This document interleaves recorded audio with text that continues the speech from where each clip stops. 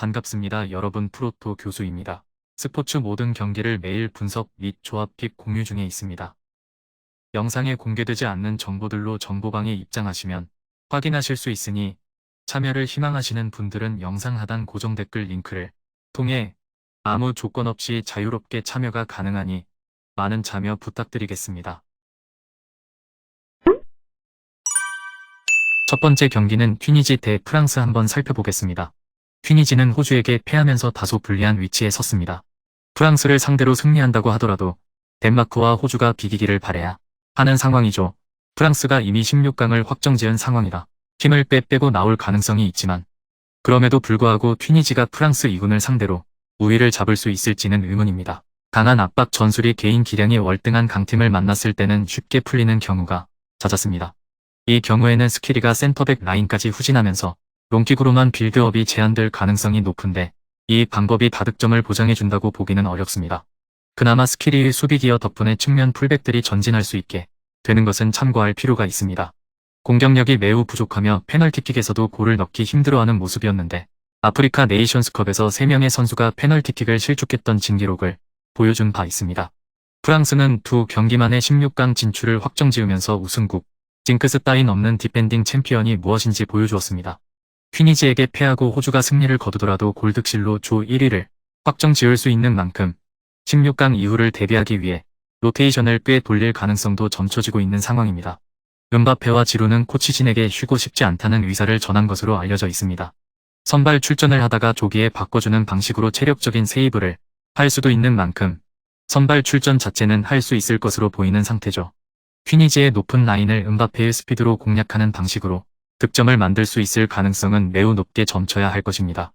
프랑스의 로테이션 변수는 있으나 대신 나오는 선수들이 라비오, 코망 등이라 이군 선수들만으로도 튀니지 선수들과의 1대1 능력에서 우세합니다.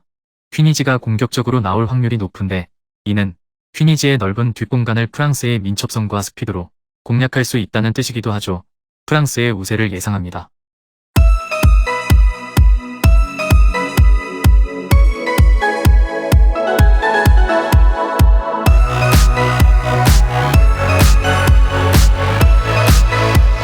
두 번째 경기는 호주 대 덴마크 한번 살펴보겠습니다.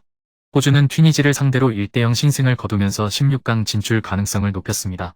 일단 이번 경기에서 무승부를 거두더라도 튀니지가 프랑스를 잡는 시나리오가 아니라면 16강에 진출할 수 있는 상황이라 유리한 고지에 서 있는 것은 분명하죠. 공격의 대부분이 롱볼이라 정확도가 떨어진다는 점이 흠인데 지난 경기에서도 유효 슈팅은 2개에 그치고 말았으며 선제골도 상대 선수의 몸에 맞고 굴절되면서 낮고 빠른 크로스가 되는 행운이었죠. 지난 경기 사실상의 MVP가 무이, 고타였다는 평이 많았던 만큼 득점력이 아주 뛰어난 팀은 아닙니다. 아시아 예선에서는 수비적으로 많은 문제를 노출한 바 있습니다. 측면 크로스 방어에서 허점을 보이는 경우가 많았는데 측면 변주를 주는 대능한 덴마크를 상대로는 위험한 장면을 꽤 노출할 수 있을 것입니다. 덴마크는 돌풍의 핵을 보여주지 못하며 이번 경기 무조건 이기고 튀니지와 프랑스의 상황을 보아야 하는데 프랑스가 최소 튀니지와 무승부를 거두어야 16강에 진출할 수 있는 상황입니다. 프랑스가 튀니지를 상대로 패할 가능성은 매우 적다고 평가받는 만큼 이번 경기를 이기게 된다면 마지막 경기에서 반전을 만드는 시나리오가 나올 수 있습니다. 골 결정력이 아쉬운데 1차전에서도 끈끈한 튀니지의 데인마크와 피지컬을 내세운 수비에 고전했고 지난 경기에서도 후반 초반에 공격적인 기조로 나왔음에도 불구하고 필드에서 성과를 얻어내지는 못했습니다. 세트피스를 치밀하게 준비한 듯 다양한 코너킥 전략을 준비한 것은 인상적이었으나 기본적인 피지컬이 좋은 호주를 상대로는 통하지 않을 가능성을 더 높게 점쳐야 할 것입니다.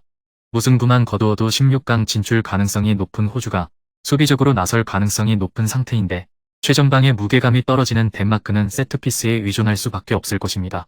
이미 덴마크는 1차전에서 세트피스 위주 전략이 무위로 돌아가면서 승점 한 점에 만족해야만 했습니다. 선제골을 넣는 팀이 그대로 승리할 것으로 예상되는데 덴마크의 반전 시나리오를 예상합니다.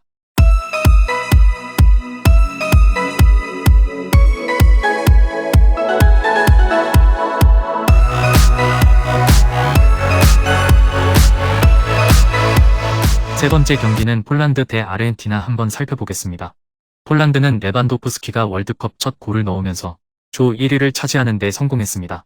경기력에서는 말이 많지만 어찌 되었든 이번 경기에서 무승부 이상의 결과를 얻게 된다면 16강에 진출합니다. 패배할 경우에도 멕시코가 사우디를 잡아낼 경우 토너먼트 진출이 가능한 유리한 상황입니다. 선수들의 볼 터치가 굉장히 투박했는데 때문에 빌드업의 대부분이 레반도프스키를 향한 롱볼로 제한될 수밖에 없었죠. 다행히 사우디 선수들의 체력이 떨어진 틈을 잘 공략해 효과가 있기는 했지만 여전히 공격진에서 레반도프스키 이외에는 믿을 만한 선수가 없다는 것은 자명해졌습니다. 감독의 시스템상 레반도프스키가 중앙 연계와 측면 빌드업 관여, 득점까지 모두 소화해야 해 레반도프스키가 막히면 득점력이 뚝 떨어지는 모습을 보여주었죠. 폴란드는 올해 70번의 A매치에서 오버 양상의 경기를 실은 적은 3번에 불과했습니다. 아르헨티나는 2차전을 이기면서 희망의 불씨를 살렸습니다. 일단 폴란드를 이기게 된다면 자력으로 16강에 진출할 수 있는 상태입니다. 하지만 무승부를 거두게 되면 상황이 매우 복잡해지는 터라 폴란드를 이기고 1차전의 굴욕을 스스로 씻는 것이 베스트 시나리오입니다. 미드필더진의 화력이 매우 저조하며 데 파울은 2차전에서 승리를 거두지 못했다면 역적 소리를 들어도 할 말이 없었을 정도였는데 그나마 활동량을 보여주면서 상대의 공격을 6탄 저지하는 모습을 보여주기는 했습니다. 공격 상황에서 턴오버를 범하는 경우도 너무 많았고 전술했듯이 메시가 중원까지 내려와 주어야 했습니다. 다만 폴란드가 알아서 라인을 내릴 가능성이 높기 때문에 중앙은 2차전보다는 자유도를 찾을 수 있습니다. 이번 월드컵에서 아르헨티나는 후반에 강한 모습을 보이고 있는데 지난 경기 2골이 모두 후반에 나왔으며 전반에 나왔던 골은 사우디전에서 메시가 PK로 기록했던 한 골이 전부였습니다. 아르헨티나가 주도권을 쥘 가능성이 높은 상태입니다. 폴란드가 라인을 내리고 대응할 가능성이 높은 상황이고 무승부만 거두어도 16강에 진출할 수 있어 합리적인 결정으로 보여집니다.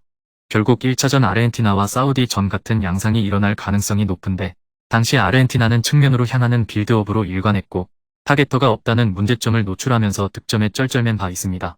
레반도프스키와 메시 서로가 이번 매치에서 클래스를 입증할 것으로 예상되는데 오버를 고려해볼 만한 매치로 보여집니다.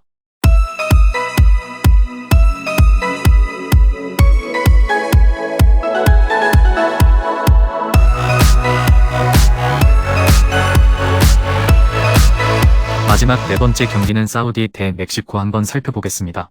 사우디는 폴란드에게 패했지만 이번 경기에서 멕시코를 잡아낸다면 자력으로 16강 진출에 성공할 수 있습니다. 패배하면 탈락이기 때문에 단두대 매치라고 할 수 있는 상황이지만 아르헨티나와 폴란드를 상대로 대등한 경기력을 보여주면서 선수단의 자신감은 완전히 올라와 있죠. 골 결정력은 심각한데 PK를 실축하는 등 번번이 찬스를 우위로 돌리는 모습을 보여주고 말았고 이로 인해 폴란드가 사우디 선수들의 체력이 떨어지는 틈을 타 카운터를 날리는 양상이 반복되고 말았죠. 2차전 중후반부터 선수들의 체력이 방전된 등 미스가 많아지는 모습을 보여주었기 때문에 회복이 잘 되지 않는다면 전반부터 미스가 잦아지면서 공격의 정확도가 떨어지는 모습을 보여줄 가능성도 있습니다. 멕시코는 16강 개근 기록이 끊길 위기에 처했습니다. 조에서 1승도 거두지 못한 유일한 팀이라 가장 불리한 위치에 있는 상태죠. 이기지 못한다면 16강 진출에 실패하는 것은 물론이고 승리를 거두더라도 폴란드가 아르헨티나를 잡아주지 못하면 탈락입니다. 2경기 연속 무득점을 기록했고 그동안 공격수들의 침투 능력과 개인 기량으로 다크호스 역할을 톡톡히 했던 멕시코로서는 굴욕적이기까지 한 기록입니다. 압박 축구로 인해 체력적으로 부침이 상당히 많은 상황에서 템포를 올리는 것도 어려운 상태입니다. 또한 사우디가 이번 경기에서도 라인을 낮추고 대응할 가능성이 높습니다. 멕시코의 느린 템포와 월드컵 예선부터 지적되었던 득점력 빈곤을 감안했을 때 사우디의 수비벽을 쉽게 공략하기는 어려운 것이 사실이죠. 아르헨티나와 폴란드를 상대로 보여주었던 경기력을 고려한다면 사우디가 승기를 잡아도 이상하지는 않을 것입니다. 금일 경기들은 이렇게 알아보았습니다. 좀 더 다양하고 많은 정보를 원하시는 분들은 영상 하단 댓글에 링크 클릭 후 문의하시면 아무런 조건 없이 정보방 입장 가능하니 입장하셔서 정보 받아보시길 바라겠습니다. 그리고 영상에서 리뷰하지 않은 디테일한 정보와 조합픽은 매일 교수 정보방에서 공유하고 있으니 꼭 참여해보시길 권장드리며 이번 영상은 여기까지 하겠습니다. 시청해주셔서 감사드리며 늘 여러분들의 건승을 기원합니다. 감사합니다.